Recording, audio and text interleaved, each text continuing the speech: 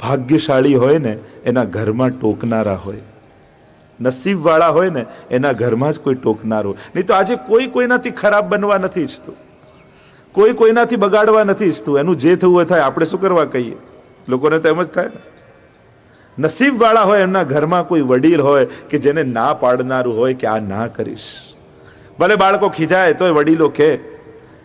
અને હું તો ત્યારે જ મારી શ્રેષ્ઠતા માનું કે હું કંઈક ખોટો કરતો હોઉં તો પિતાશ્રીને ટોકતા સંકોચ ન થાય તો હું માનું કે હું દીકરા તરીકે સાચો છું. જો એમને સંકોચ થાય કે આને ખોટું લાગશે, એ દિવસથી મારું પતન શરૂઆત થઈ જાય. અધિકાર છે, માતા પિતા નહીં કહે તો કોણ કહે? તો સમાજને આજે આ ચિંતનોની જરૂર છે, આ વિચારોની આવશ્યકતા છે. લોકો તો કહેશે પોતપોતાની સ્વભાવ ને પોતાની સ્વતંત્રતા અને દરેકની સ્વચ્છંદતા વાતો કરવી સહેલી છે, પણ આ વિચારધારાથી આખો સમાજ વિખરાઈ જાય. સંગઠન નહીં રહે, સંયોજન નહીં રહે. વડીલો એ વડીલો જ છે.